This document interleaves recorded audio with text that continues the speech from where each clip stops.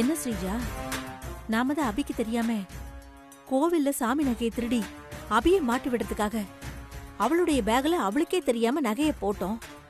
அது தெரியாம அவளும் நகை எடுத்துக்கிட்டு அவ வீட்டுக்கு போயிட்டா. அப்புறம் எப்படி அபி பேக்ல போட்ட நகை திரும்ப கோவிலுக்கு தானே வந்திருக்கும்?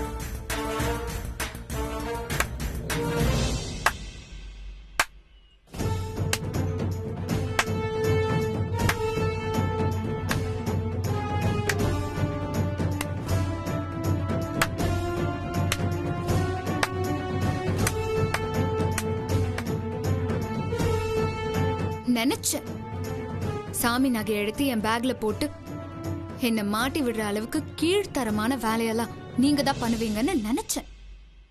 நான் நினைச்சபடியே நடந்துருச்சு.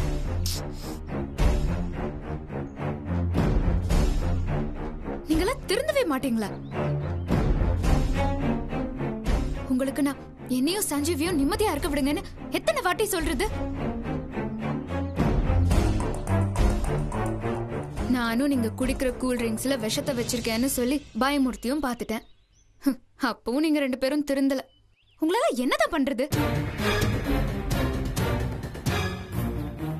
அந்த நகை மேட்ரு மாதிரி இனிமே நீங்க என்ன பண்ணாலும் என்னால உங்களை ஒண்ணும் பண்ண முடியாது. நான் சஞ்சீவ் கூட சேர்றத உங்களால தடுக்கவே முடியாது. என்ன, நான் உங்களை பத்தி கொஞ்சம் கூட கவலையே இல்லாம இருக்கேன்னு பாக்குறீங்களா? எனக்கு இப்போ ஒரு பெரிய சப்போர்ட் கிடைச்சிருக்கு.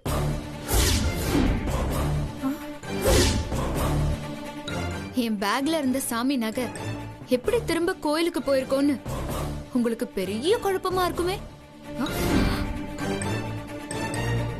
சாமி நகை திரும்ப எப்படி கோயிலுக்கு போச்சுன்னு நான் சொல்றேன். ஐயோ, என்ன எப்படி சொல்றா? நான் அபி வீட்டுக்கு வந்து சாமி நகை எடுத்ததெல்லாம் இவ பாத்துருப்பாளோ? என் அக்கா அனுதான் நான் போலீஸ் கிட்ட மாட்டிக்க கூடாதுன்னு என் பேக்ல இருந்த சாமி நகைய திரும்ப எடுத்து கொண்டு போய் கோயில வச்சிருக்கா. அப்பாடா, நல்ல வேளை அபிக்கு நம்ம மேல சந்தேகம் வரல. இவரோட அக்கா தான் இதை பண்ணதான் நினைச்சுக்கிட்டு இருக்கா. இனி எனக்கு உங்களை பத்தி எந்த கவலையும் இல்ல. ஏன்னா உங்களை என் அக்கா பாத்துப்பா. நீங்க பண்ண தப்புக்கான தண்டனையையும் என் அக்கா உங்களுக்கு கொடுப்பா. என்னது அனுவா? என்ன சொல்றா இவ? சஞ்சீவ் கூட உன்னால சேர முடியாததால ரொம்ப டிப்ரெஷன்ல இருந்து யோசிச்சு நீ லூஸ் ஆயிட்டியா என்ன? அதனால்தான் அனு அது இதுன்னு இஷ்டத்துக்கு வளர்ற.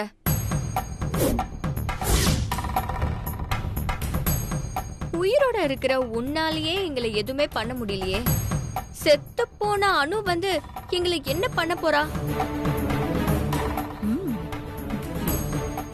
சிரிங்க, நல்லா சிரிங்க. நீங்க இப்போ சிரிச்சா மட்டும்தான் உண்டு. இதுக்கப்புறம் என் அக்கா உங்களை சிரிக்கவே விட மாட்டா. இன்னைக்கு நைட்டே எங்க அக்கா வருவா, வந்து உங்க தூக்கத்தை கெடுப்பா.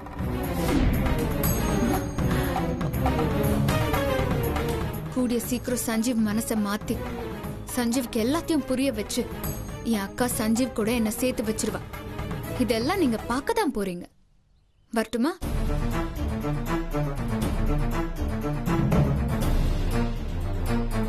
ஏன் ஸ்ரீஜா, நாம தான் அனுவ சாமியார் வச்சு கட்டுப்படுத்தி வச்சிருக்கோம்ல. அப்புறம் அவ எப்படி அபி பேக்ல இருந்த சாமி நகையை கொண்டு வந்து கோவில்ல வச்சிருப்பா? ஒருவேளை அனு திரும்பி வந்துட்டாளோ? அப்படிலாம் இருக்கிறதுக்கு சான்ஸே இல்லம்மா. இவ ஏதோ வளரா. அது எப்படி இவ்ளோ கான்ஃபிடென்ட்டா சொல்ற? பேயால கோவிலுக்குள்ள எப்படிமா வர முடியும்? ஆமால, அபி பேக்ல இருந்த நகை கோவிலுக்கு போனதுக்கு வேற யாரோ காரணமா இருக்காங்க. அது யாருங்கிறத கூடிய சீக்கிரமே நான் கண்டுபிடிக்கிறேன்.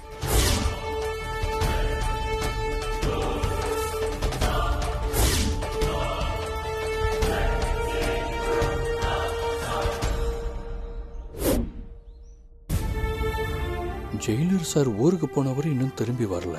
அவர் சொன்ன மாதிரி எங்க வீட்ல இருந்து யாரும் என்ன வந்து பார்க்கல. ஜெயிலர் சார் எங்க வீட்டுக்கு போனாரா இல்லையானே தெரியலையே. என்ன பண்றது? சார் சார் சொல்லு பாண்டி. ஒன்றும் இல்லை, ஜெயிலர் ஊருக்கு போனார்ல, திரும்பி வந்துட்டாரா இல்லையா? அது வந்து பாண்டி, அவரு ஊருக்கு போகும்போது ஆக்சிடென்ட் ஆயிடுச்சுப்பா. சார் என்ன சொல்றீங்க? அவருக்கு என்னாச்சு? உயிருக்கெல்லாம் ஒன்னும் ஆபத்து இல்ல, ஆனா உடம்பு பூரா நல்லா அடிபட்டு இருக்குப்பா. அவர் எந்திரிச்சு நடக்கவே 1 மாசம் ஆகும்னு டாக்டர் சொல்லிருக்காருப்பா. அதனால அவரு 1 மாசம் லீவ் போட்டிருக்காரு.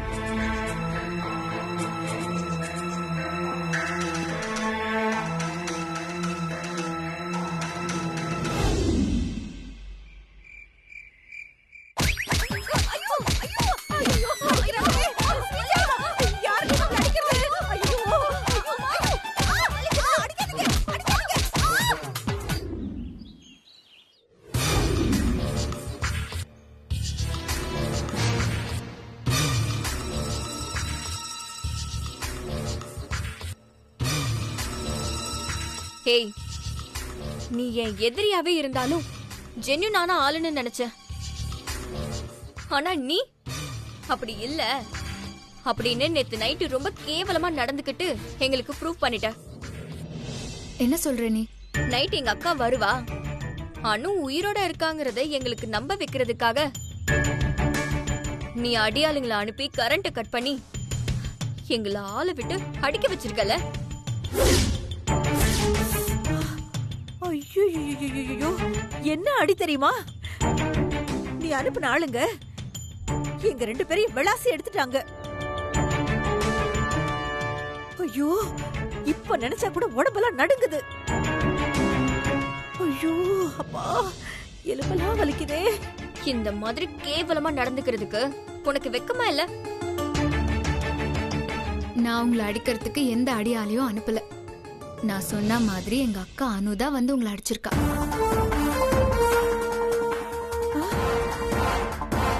நீங்க பண்ண பாவத்துக்கு எல்லாம் உங்களுக்கு இந்த அடியெல்லாம் ரொம்ப கம்மி தான். ஆனா இருந்தாலும் பரவாயில்ல. இங்க பாருங்க, இப்ப கூட ஒன்னும் கெட்டு போயிடல. நீங்க என்ன பழி வாங்குற வேலையெல்லாம் நிறுத்திட்டு ஒழுங்கா இந்த ஊரை விட்டு போயிடுங்க.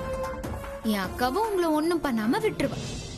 இல்ல நான் போக மாட்டேன், உன்னை பழி வாங்கியே தீருவேன் அப்படின்னு அடம் பிடிச்சிங்கன்னா என் அக்கா உங்களை அடிச்சு இந்த ஊரை விட்டு விரட்டிடுவா. பாத்துக்கோங்க. நீ எங்களை ஆளை வச்சு அடிச்சுட்டு உங்க அக்கா எங்களை அடிச்சான்னு சொல்லி எங்களை பயமுறுத்த பாக்குறியா? இதுக்கெல்லாம் பயப்படுற ஆளு நான் கிடையாது. ஆனா ஒன்னு சொல்றேன், நல்லா கேட்டுக்கோ. நீ கொஞ்சம் கூட எதிர்பார்க்காத ஒரு விஷயத்த பண்ணி உன் சஞ்சீவ உன்கிட்ட இருந்து நான் பிரிச்சு காட்டுவேன். இந்த ஊரை விட்டு உன்னை விரட்டி காட்டுவேன். சரி, முடிஞ்சா செஞ்சு பாருங்க. நானும் உங்களை என் அக்கா கிட்ட இருந்து எப்படியாவது காப்பாத்தணும் தான் நினைக்கிறேன். ஆனா நீங்க முடியாது, உங்க அக்கா கிட்ட நாங்க அடி வாங்கியே தீர்வோன்னு அடம் பிடிச்சா உங்க விதியை யாரால மாத்த முடியும்? ட்ரை பண்ணுங்க. தள்ளுங்க.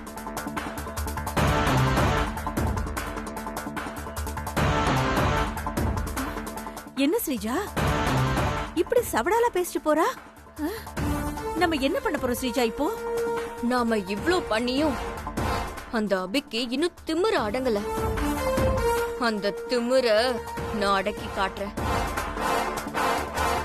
இப்பவே முத்தழக வர வச்சு சஞ்சீவை எப்படியாவது பிரைன் வாஷ் பண்ணி முத்தழகுக்கும் சஞ்சீவுக்கும் திருட்டுத்தனமாவது மேரேஜ் நடக்க ஏற்பாடு பண்ண போறேன்.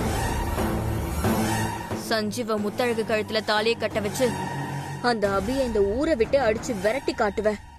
சஞ்சீவ் தான் திருட்டுத்தனமான கல்யாணத்துக்கு ஒத்துக்க மாட்டானே, அப்புறம் எப்படி முத்தழகு கழுத்துல தாலி கட்ட வைப்ப? சஞ்சீவ் ஒத்துக்காட்டியும் கூட சஞ்சீவுக்கும் முத்தழகுக்கும் மேரேஜ் நடக்கும். நான் நடத்தி காட்டுவேன். நீ முத்தழகுக்கு போன் பண்ணி நாம ரெகுலரா மீட் பண்ற இடத்துக்கு வர சொல்லு. சரி.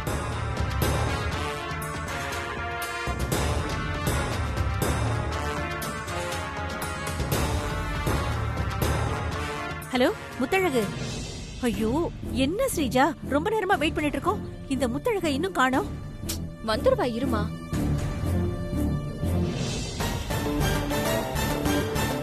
இதோ வந்துட்டா பாரு.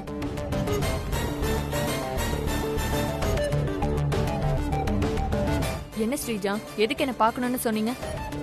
உன்கிட்ட ஒரு முக்கியமான விஷயம் பேசணும், அதான் இங்க வர சொன்னேன். என்ன முக்கியமான விஷயம்? முத்தழகு, நீ உன் மாமாவை மேரேஜ் பண்ணிக்க ஜோசியரை வர வச்சு மேரேஜுக்கு மறுதிதி குறிச்சதெல்லாமே இருக்கட்டும். ஆனா நீ என்ன பண்ணாலும் உன் மாமாவை நீ மேரேஜ் பண்ணிக்கவே முடியாது. அந்த அபி அதுக்கு விடவே மாட்டா. நீ ஏதாவது திருட்டுத்தனம் பண்ணி உன் மாமாவை நீ மேரேஜ் பண்ணாதான் உண்டு. எனக்கும் ஆசைதான், ஆனா என்ன பண்றது? என் மாமா தான் என் கழுத்துல தாலி கட்ட ஒத்துக்க மாட்டேன்னு சொல்லிடுச்சே. நீ திருட்டுத்தனமா தாலி கட்டுற விஷயம் உன் மாமாவுக்கு தெரிஞ்சாதானே ஒத்துக்க மாட்டாரு. உன் மாமாவுக்கே தெரியாம நீ அவர் கையால தாலி வாங்கி கட்டிக்கிட்டா? என்ன சொல்றீங்க? என் மாமாக்கே தெரியாம நான் எப்படி அவர் கையால தாலி கட்டிக்க முடியும்? முடியும். அதுக்கு நான் சொல்றத நீ கேட்கணும். முத்தழகு, நீ முதல்ல ஒரு ஜோசியரை ரெடி பண்ணு. அந்த ஜோசியரை உங்க வீட்டுக்கு கூட்டிட்டு போய் உனக்கும் உங்க மாமாவுக்கும் ஜாதகத்துல தோஷம் இருக்கு, அதனால்தான் தேவையில்லாத பிரச்சனை எல்லாம் வருதுன்னு ஜோசியரை சொல்ல சொல்லு. தோஷத்துக்கு பரிகாரமா நீயும் உன் மாமாவும் கோவில்ல வச்சு சாமி முன்னாடி மாலை மட்டும் மாத்திக்கிட்டா போதும்னு ஜோசியக்காரனை உன் வீட்ல சொல்ல சொல்லு. எல்லாரும் சாதாரணமா மாலை மாத்திக்கிறது தானே, அந்த தோஷத்தை நிவர்த்தி பண்ணணும்னா ஒத்துப்பாங்க. அப்புறம் நீ உன் மாமாவை கோவிலுக்கு கூட்டிட்டு போய் அவரு உன் கழுத்துல போட போற மாலையில தாலிய மறைச்சுவே. உன் பாண்டி மாமா மாலையில பாண்டிக்கு தாலி விஷயம் இருக்கிறது தெரியாம உன் கழுத்துல மாலைய போடுவாரு. உனக்கும் உன் மாமாவுக்கும் மேரேஜ் முடிஞ்சிரும். அவ்வளவுதான், உன் கழுத்துல தாலிய போடுவாரு. நான் என் மாமாவை ஏமாத்தி என் கழுத்துல தாலி வாங்கிட்ட விஷயம் அப்புறம் என் மாமாக்கு தெரிஞ்சா அவர் என் மேல கோவப்பட்டு சத்தம் போடுவாரே. சத்தம் போட்டா என்ன? உன் கழுத்துல விழுந்த தாலி விழுந்தது தானே, அத மாத்த யாராலையும் முடியாது. உன் மாமா கோவத்தை அதுக்கப்புறம் வேணும்னா நீ அவர் கையில கால விழுந்தாவது சமாளிச்சுக்கோ.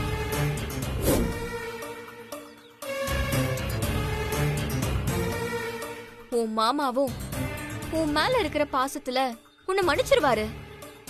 அபியும் உன் மாமா உன் கழுத்துல தாலியை கட்டின விஷயம் தெரிஞ்சதுக்கு அப்புறம் இந்த ஊரை விட்டே போயிடுவா. அதுக்கப்புறம் உனக்கு பிரச்சனையே இல்ல முத்தழகு.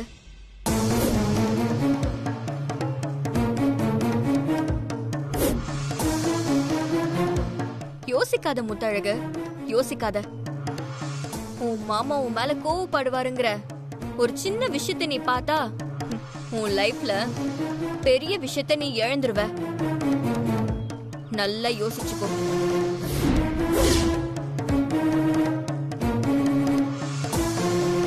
சரி, எனக்கு நீங்க சொல்றதுதான் சரின்னு படுது. நான் அப்படியே பண்றேன்.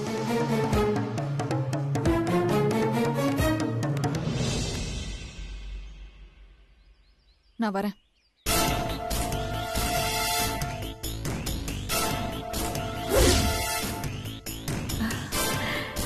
அம்மா,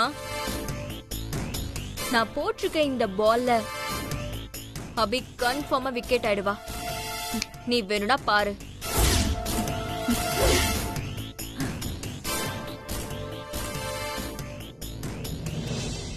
சொல்லுமா, உனக்கு நான் என்ன பண்ணணும்? நீங்க என் வீட்டுக்கு வந்து உங்க வீட்ல நல்ல காரியம் ஒண்ணு நடக்காம தடைப்பட்டுக்கிட்டே இருக்கு. அதுக்கு காரணம் பொண்ணு மாப்பிள்ளைக்கு இருக்கிற தோஷம். அந்த தோஷம் கழியணும்னா நீங்க பொண்ணு மாப்பிள்ளைய கோயிலுக்கு கூட்டிட்டு போய் கோயிலை சுத்தி வர வச்சு மாலை மாத்திக்க வைக்கணும். அப்படி நீங்க பண்ணா தோஷமும் கழியும், கல்யாணமும் நல்லபடியா முடியும்னு சொல்லணும். என்ன, சரியா? சரிம்மா. இந்தாங்க, இந்த பணத்தை வச்சுக்கோங்க. நீங்க இதை சொல்லி முடிச்ச உடனே மீதி பணத்தை தரேன், வச்சுக்கோங்க. நாளைக்கு வீட்டுக்கு வந்துருங்க. சரிம்மா. ம்.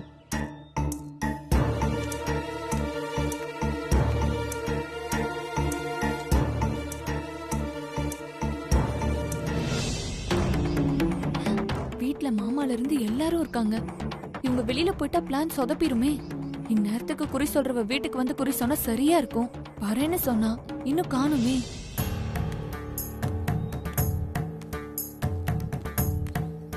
எந்த வீடு? இந்த வீடாதான் இருக்கணும். மகமாய் காத்தாய் திருசூலி அம்மா, உங்க வீட்ல தீராத பிரச்சனை இருக்கா? சந்தோஷமா நடக்க இருக்கிற கல்யாணத்துல ஏதாவது சங்கடங்கள் இருக்கா? தீராத மனக்குழப்பம் எல்லாருக்கும் இருக்குமே. குறி சொல்றவ வந்துட்டா. இதுக்கெல்லாம் காரணம் தோஷம்தான். இந்த தோஷம் தீர மகமாயி எனக்குள்ள இறங்கி வழி சொல்ல வந்திருக்கா. ஆத்தா கிட்ட குறி கேக்குறீங்களா? இந்த தோஷத்துக்கு பரிகாரம் தேடி உங்க தீராத பிரச்சனையெல்லாம் தீர்ந்து நிம்மதி அடைறீங்களா? ஏங்க குறி சொல்றவங்க நம்ம வீட்டுல நடக்கிறதெல்லாம் சொல்றாங்க? ஆமா மேகலா, என்னாலே நம்ப முடியல. எல்லாத்தையும் அப்படியே கரெக்டா சொல்றா. வாங்க போய் கேக்கலாம். வாங்க. வாங்கம்மா வாங்க. இந்த வீட்ல நடக்க போற நல்ல காரியத்துக்கு ஆத்தா கிட்ட குறி கேட்டு உங்க வேதனையை நிவர்த்தி பண்ணிக்கோங்க. சரிங்கம்மா, சொல்லுங்க. என்ன பரிகாரம் சொன்னாலும் நாங்க அதை செய்யறோம். அத்தை, அவங்க தான் ஏதோ தேவையில்லாம பேசிட்டு இருக்காங்கன்னா நீங்களும் பரிகாரம் அது இதுன்னு சொல்றீங்க. முத்தழகு, நீ கொஞ்சம் சும்மா இரு. அவங்க சொல்றது பலிக்கும். நான் பரிகாரம் சொல்லணும்னா அதுக்கு இந்த வீட்டு ஆண் பிள்ளையோட கைய பார்க்கணும்.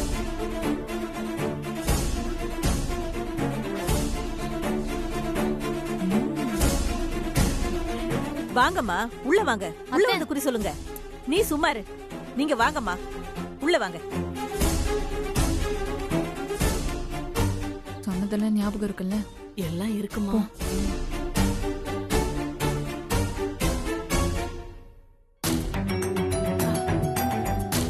உட்காருங்கம்மா. அம்மா, தாயி, மகமாயி, இந்த வீட்டுக்கு ஒரு நல்ல வழி சொல்லுமா. தம்பி, உங்க கைய காட்டுங்க.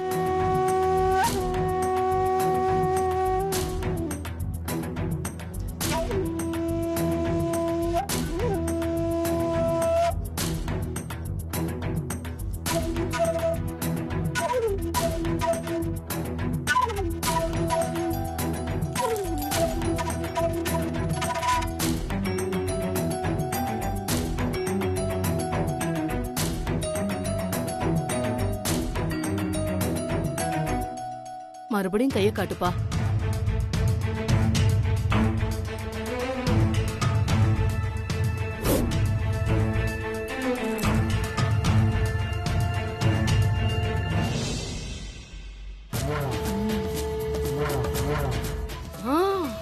தாயே, மகமாயி, நீ சொல்றத நான் அப்படியே சொல்லிடுறேன்.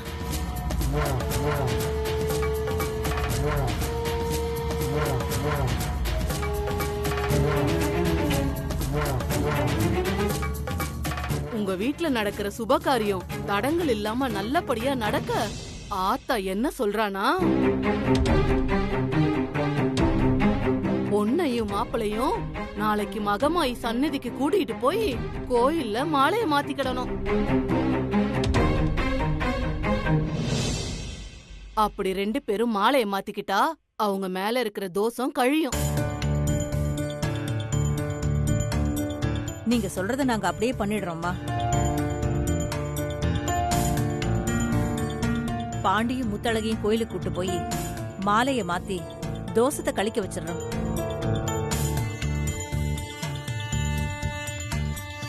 ஏங்க, தட்சணை கொடுங்க. இந்தாமா. அப்ப நான் வரமா. நல்லதே நடக்கும் மகமாயி. இல்ல பாண்டி, அந்த குறி சொல்றம்மா சொன்ன மாதிரி நாளைக்கு கோவிலுக்கு நம்ம எல்லாரும் போவோம். நீயும் முத்தழகும் மாலை மாத்திக்கங்க. என்னடா? சரிம்மா. அத்தை, சொல்லு முத்தழகு. நாளைக்கு கோயிலுக்கு நானும் பாண்டி மாமா மட்டும் போய் அந்த பரிகாரத்தை முடிச்சிட்டு வந்துடுறோமே. இது ஏன் சொல்றேன்னா, தோஷங்கிறது சங்கடமான விஷயம். அது எதுக்கு சந்தோஷமான விஷயம் மாதிரி எல்லாரும் போய் கொண்டாடிக்கிட்டு. முத்தழகு சொல்றது சரிதானே மேகலை, தோஷம் தானே. பாண்டி முத்தழகு மட்டும் கோயிலுக்கு போயிட்டு தோஷத்தை கழிச்சிட்டு வரட்டும். சரி, நீங்க 2 பேரும் மட்டும் போயிட்டு வாங்க. சரிங்க அத்தை. ஏன் அபி, என் பிளான் வேலை செய்யுது. நாளைக்கு என் பாண்டி மாமாவை என் கழுத்துல தாலி கட்ட வச்சு காட்டுறேன்டி.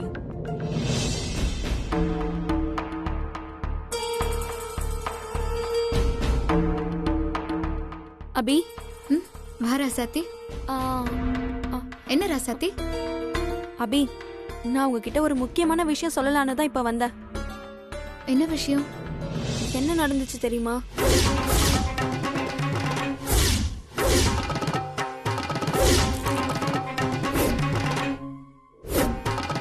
தாயே, நீ சொன்ன மாதிரியே சொல்லிடுறேன் தாயே. பொண்ணையும் மாப்பிளையும் நாளைக்கு மகமாயி சன்னதிக்கு கூட்டிட்டு போய் கோயில்ல மாலைய மாத்திக்கிடணும். குறி சொல்றவங்க தோஷம் இருக்கு, அதனாலதான் அண்ணனுக்கும் முத்தழகுக்கும் நடக்க இருக்க கல்யாணத்துல அபசகுணம் மாதிரி ஏதாவது ஒண்ணு நடந்துட்டே இருக்கு. தோஷம் கழியணும்னா அண்ணனும் முத்தழகும் கோயிலுக்கு போய் 2 பேரும் மாலை மாத்திக்கணும் அப்படின்னு சொல்லிட்டு போயிட்டாங்க.